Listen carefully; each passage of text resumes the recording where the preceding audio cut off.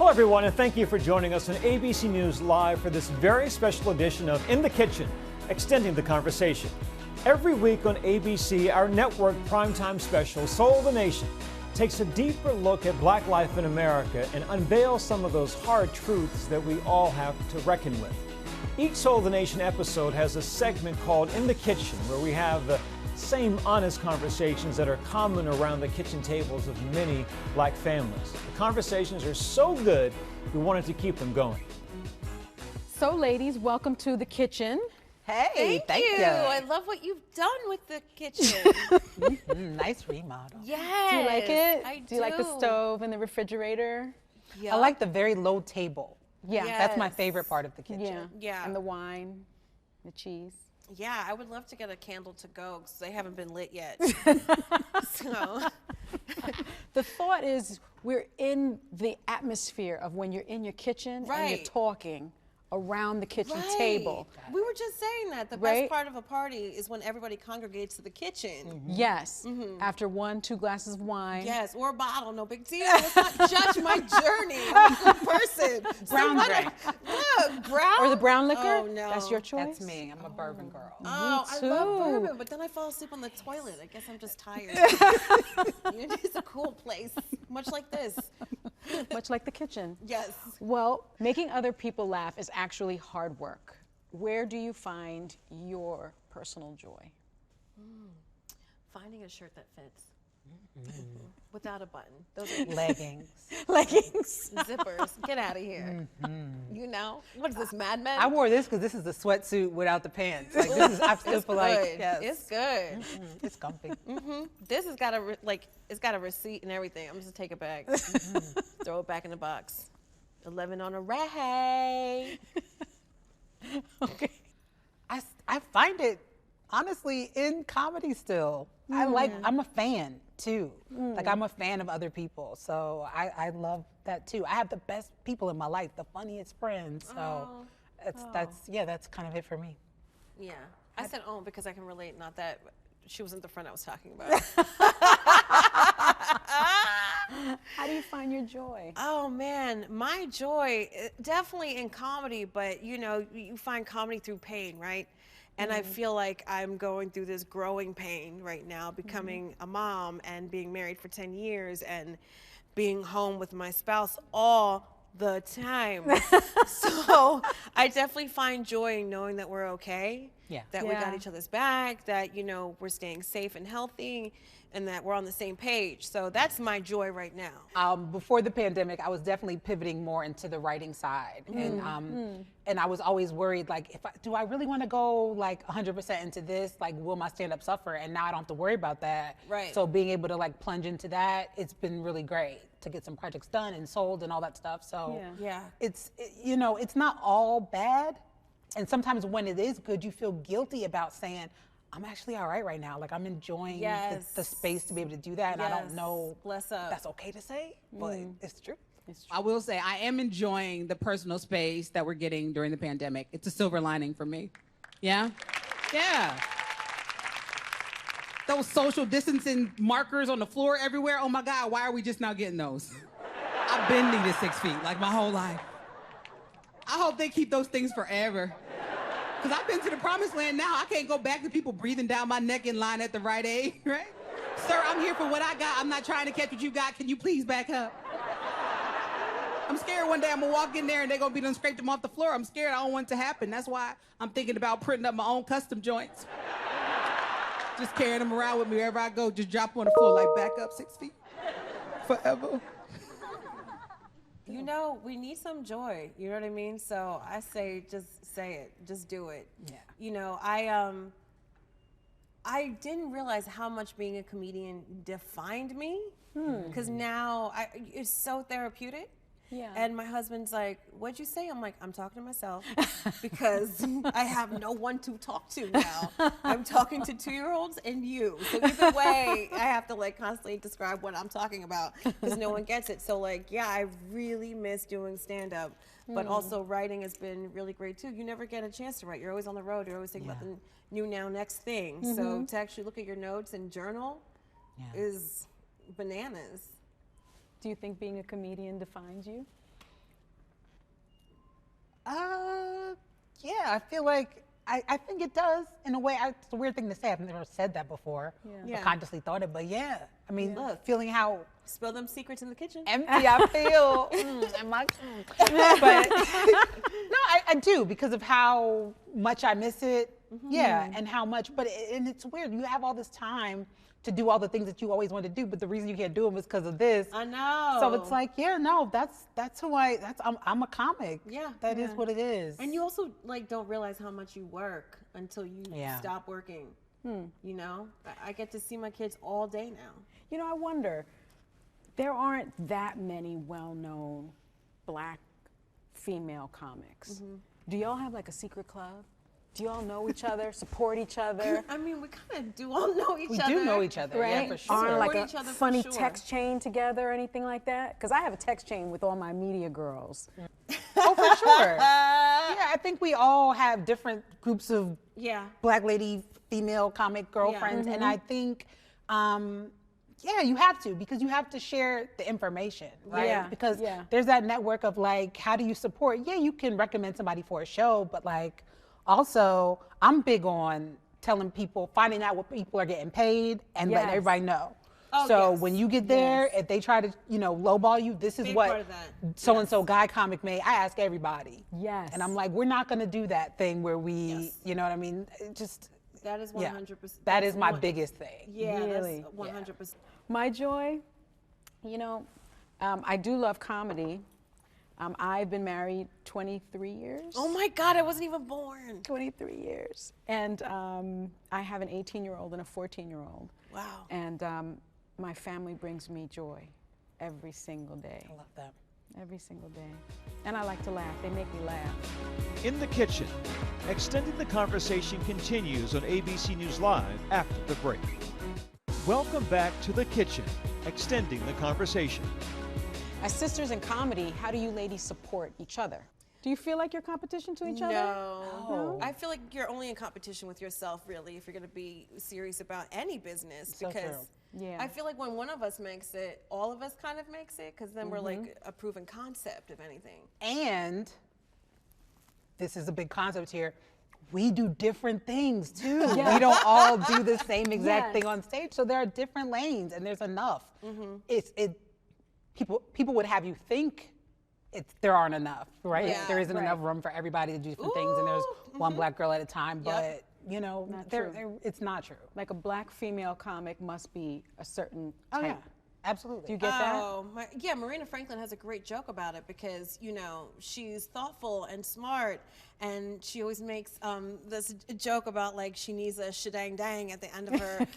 right. Shake a dang dang. Shake a dang dang, and then her jokes because, again, we're all different, shapes, sizes, shades, all of that. And I feel like, it's so patriarchal to think there can only be one. Yeah. Because then you're the chosen one. Yeah, they want to pit us against each other and have us feel that way towards each other. But really, it's like if we don't help not only lift each other up, but just like, just pass information laterally. Stronger together. What I mean? Absolutely. Stronger together. Alone you survive, together you thrive. Yeah, and I think also when you say no, you always suggest another person, right?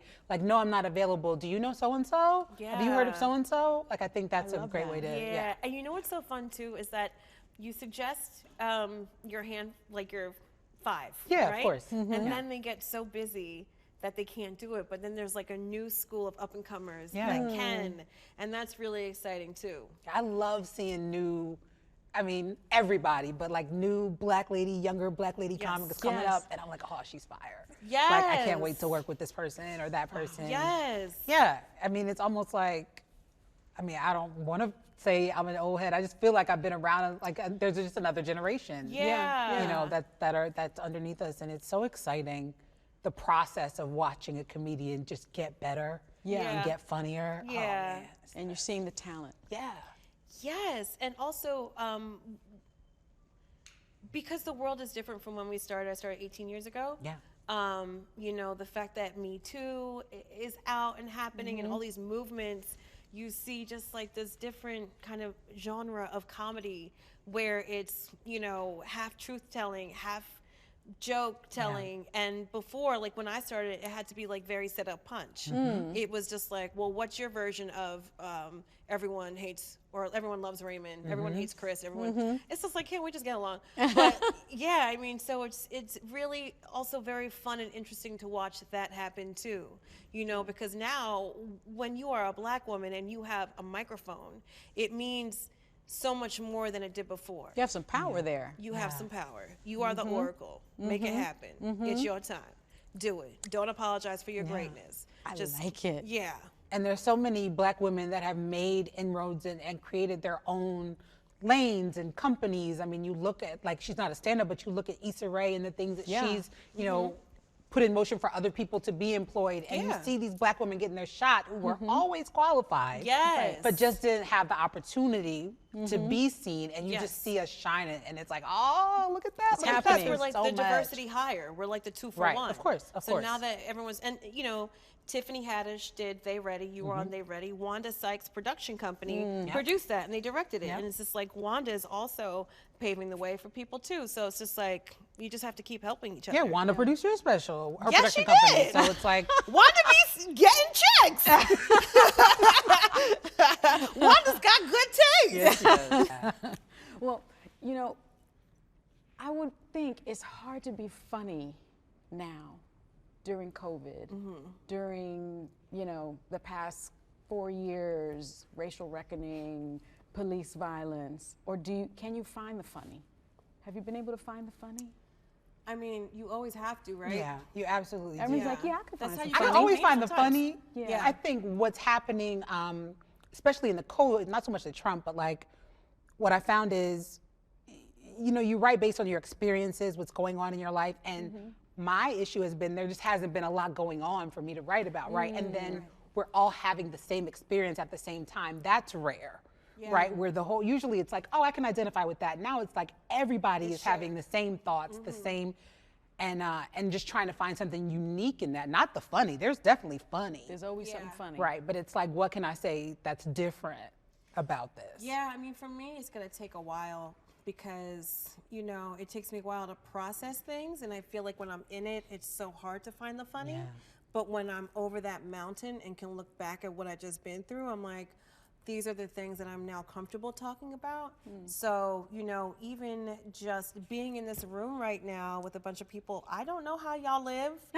Y'all been tested, but how do you wash your hands, sir? I don't know you. So, like, it is crazy to, you know, sort of, you know, think about shows and just concerts and audiences and stuff like that when you don't even want to be close to anyone. But you know, I think eventually it will happen, and when it does, it's going to explode.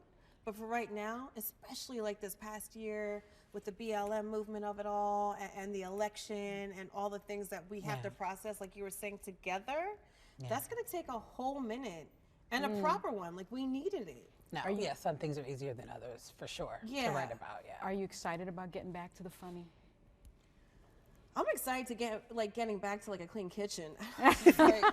This is a clean kitchen, kind of. I didn't have a bubble. So I have literally been at home. Like I didn't have a bubble. I'm not married. I don't have any kids. I'm not jealous of you though. I'm not. But so it's definitely, I'm excited to just see people and be out. I feel like, you know, the first 15, 16 years of my career, if somebody asked you to do a show and you were like, is it outside? You'd be like, hell no, I'm not doing that now. If it better be outside. It's like this weird flip of everything. I'm into it. An outside show, I'll be like Prince at the Super Bowl. I'm like, I'll get my hair wet for this. Yes, exactly. Yeah, I'm excited, obviously, when we can get back to it. But, oh God, I don't know. You're ready, maybe.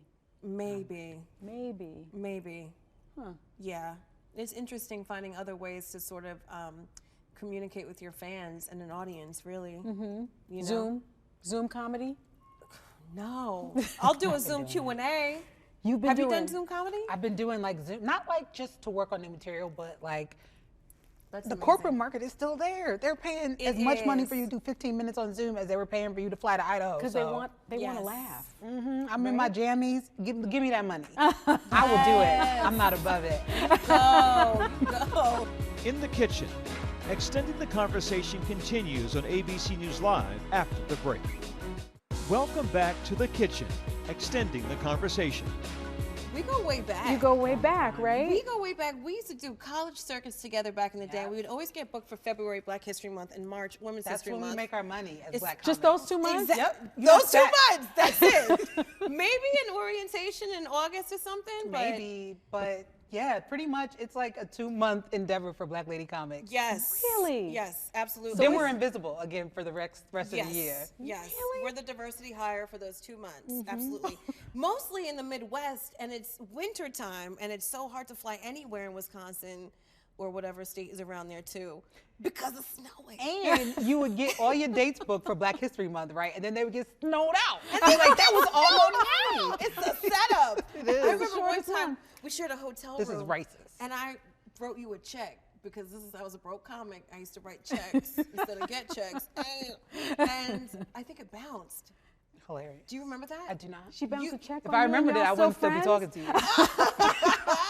You emailed me at my Yahoo account back in the day. This is how long it was. You're like, the check bounced. Anyways, we do go way back. You do go way back.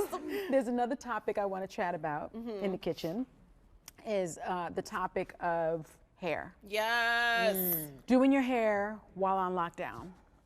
Our hairstylists were not considered essential workers. Shame. Shame. For one half a season, I was doing my own hair and makeup. I'm sorry for your loss. Thoughts and prayers. I don't want any pictures of my kitchen. Please stay away from the back of my neck, please. Listen, I chopped it off. You did? Nice. I chopped it off. Well, I was in braids going into the pandemic because I was thinking about it. Yeah. And I have grown it out, chickened out, and re-relaxed like twice before. Yes. Really? And this time I was like, well, I don't have anybody to give me another set of braids, so I guess we're cutting our hair. I know. So yeah, I that's was kind of. willing to like get my hairdresser COVID tested, pay her way too much money. I was like, I will fly you private. She's like, I'm in Poughkeepsie, you're in the Bronx. I'm like, right. I was like, look, I probably don't have anywhere to go for a year. I can figure this out. Like that's kind of where I was like, every picture gonna be a throwback. That's how we felt, Until right? I figure it out. It was been at one point. My husband was like, "Are you okay?" I said, "Why?" He's like, "Look in the mirror." I said, oh my God. I truly didn't realize how hard it'd be to take care of little ones, really, because when people are like, "What's motherhood like?" I'm just like, I feel like a shoe caught in a dryer. I'm just like.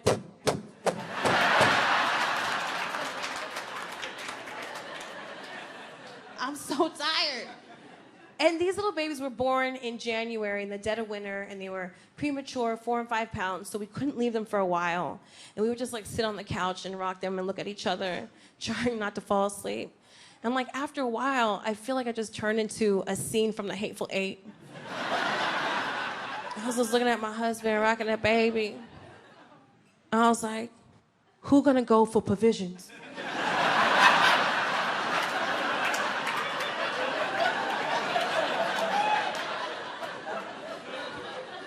It's so great. You're so tired. Like I remember in the middle of the night, I was changing one of the babies, and I opened up the diaper and just started to cry.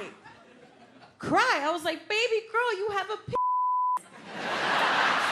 Right. And my husband's like, that's the boy. Oh.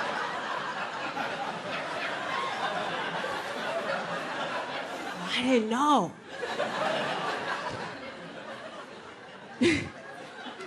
And husband, he's so sweet. Obviously this is his first time, so it's very nice. I remember the first time I left for work, he's like, okay, so I guess I'm on daddy duty right now? I was like, for all of time.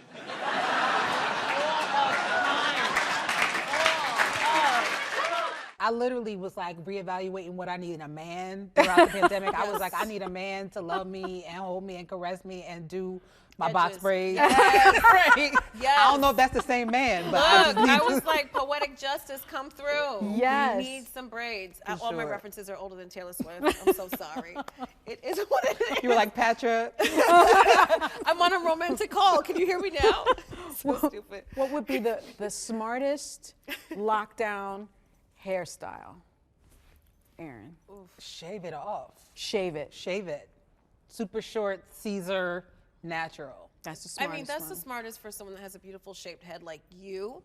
I have, I contain multitudes.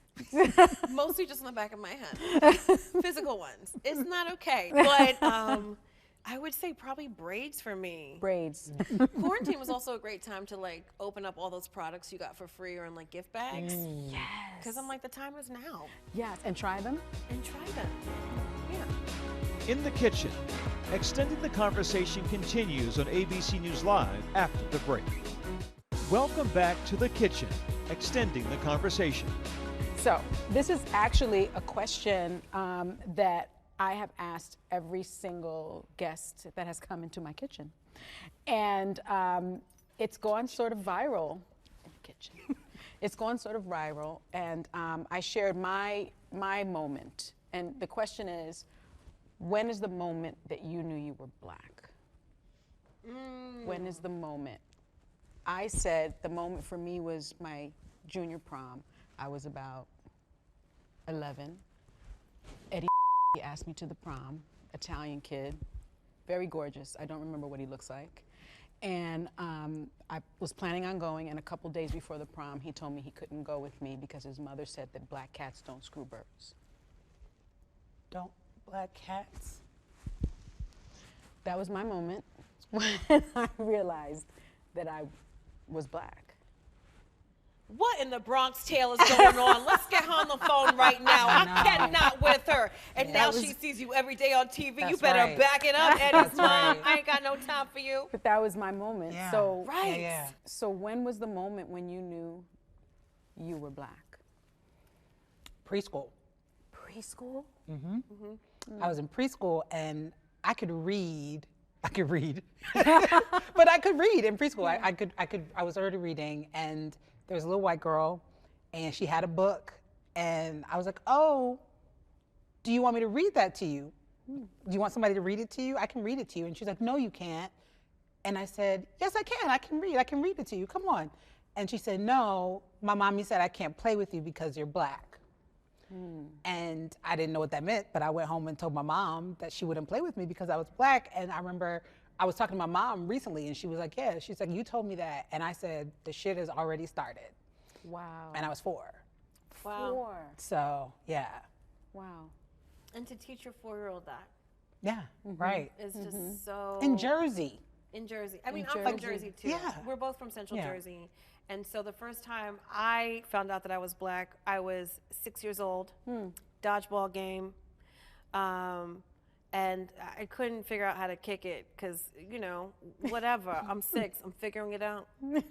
And this kid, Scott, said, learn how to kick, you is what he said to me. And I was confused. And I asked this girl, her nickname was Little Debbie because she was little, her name was Debbie and she loved Little Debbie snacks. True Tory. And so I was like, what's the And she's like, it's a bad Black person. And I just felt bad and guilty because I'm like, what did I do wrong? I'm 6. Right. Yeah. And so I went home and I told my dad, and he's like, congratulations, now I know you're Black. Where's your homework? And that was it. And that was it. And that was it. There was no, I had to figure it out through friends and movies and music. Because, you know, my dad moved here in the 60s from Haiti and was like, keep your head down and get your education. Yeah. Don't worry about them. It's crazy. And he was like, it's going to happen. Like, they jumped you in. You're finally in the game. He's like, congratulations, now you know. So, yeah. And I don't think people know how that affects you for the rest of your life. Right. When does Oprah come out? I know. Can I say shout out to ABC for this not being February? I love that this is happening, but it's, yeah. I know. Black girl tings Yes. in another month. Yes. Black girl joy. Let's keep the conversation going. Use the hashtag Soul of a Nation to voice your opinions about the things we discussed today. I'm Sunny Hostin, and I'll be back in the kitchen next week. Thanks, everybody. That was beautiful. Let's do it again. I want to do it too. What are you going to do now? I want to do it too. Let's keep the conversation going, everyone. Use the hashtag #SoulOfANation to voice your opinions about the things discussed today. That was good. Thank you. I'm Michelle Buteau. And I'm Sunny Hostin. And I'll be back in the kitchen. That was so fun. No, they're not even rolling. They're all talking. They're just like, okay. Thanks for keeping the conversation going with us, and be sure to catch full episodes of Soul of a Nation on ABC every Tuesday at 10 p.m. Eastern, 9 p.m. Central. Don't go anywhere. There's much more of ABC News Live still ahead. Hi everyone, George Stephanopoulos here. Thanks for checking out the ABC News YouTube channel. If you'd like to get more videos, show highlights, and watch live event coverage, click on the right over here to subscribe to our channel, and don't forget to download the ABC News app for breaking news alerts. Thanks for watching.